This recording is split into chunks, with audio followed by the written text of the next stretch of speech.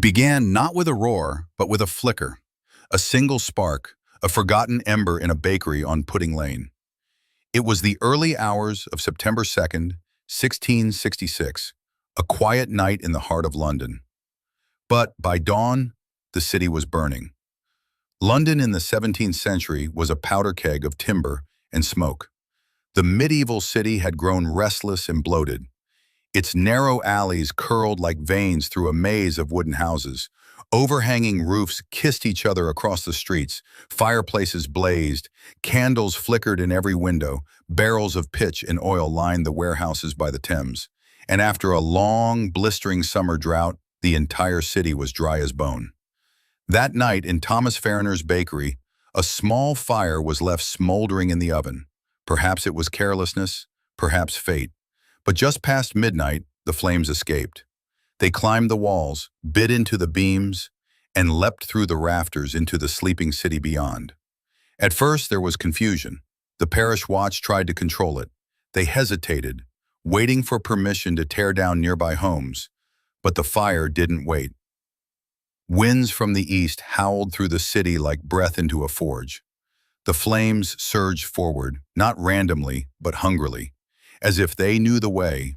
House by house, shop by shop, like a predator, the fire devoured everything in its path. By morning, London was in chaos. Barrels of tar burst in the streets like thunder. Wooden homes became torches. Shingles and embers rained from the sky. Even buildings thought to be fireproof, made of stone, began to collapse from the heat. The fire raged for 4 days. Families fled with whatever they could carry: cradles, ledgers, portraits, candlesticks. Mothers clutched crying children. Fathers returned to burning homes for one last possession. Dogs barked. Church bells melted. Panic rolled through the city like smoke. Some escaped by boat down the River Thames, their faces lit by the glow of the inferno behind them. Others ran beyond the city walls, into fields blackened by ashfall. They turned and watched as the skyline of their home, churches, markets, guild halls, became a silhouette of flame. And still, the fire burned. As flames towered above rooftops, the city fought back. Citizens formed desperate bucket chains, passing water hand to hand from wells to the flames.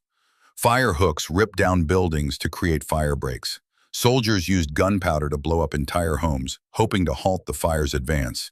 Even King Charles II joined the effort, sleeves rolled, barking orders covered in soot, commanding his men to demolish whole neighborhoods to save what remained.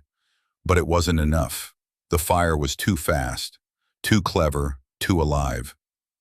By September 4th, St. Paul's Cathedral, the great Gothic heart of the city, caught fire. Its massive wooden scaffolding, part of a years-long renovation, ignited in seconds. The lead roof melted and poured down like lava. The mighty stone walls cracked. Within hours, a monument to centuries of worship was reduced to rubble and cinders. When the winds finally died on September 6th, the fire did too. But by then, the damage was done. 87 churches, including St. Paul's, gone.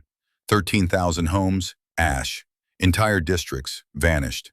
London's medieval core, erased. Remarkably, fewer than 10 deaths were officially recorded. But in truth, no one truly knows how many lives were lost in the chaos, the poor, the undocumented, the forgotten.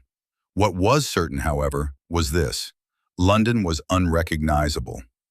But it was not defeated. From the smoke and silence rose a new vision, a chance to build not just what was lost, but something better. The brilliant architect Sir Christopher Wren was called upon to reimagine the city. He would design not only a new St. Paul's Cathedral, but an entire landscape of stone and light. His churches soared with domes and columns, symbols of resilience and grace. Parliament banned timber-framed buildings. Streets were widened, markets were reorganized, sanitation improved. London was being reborn, not as a medieval city, but as a modern one. And with that rebirth came an unexpected gift. The Great Plague of 1665, which had claimed tens of thousands, never returned in such force. The fire had scorched away its breeding grounds. The rats, the fleas, the filth, buried in the city's medieval core.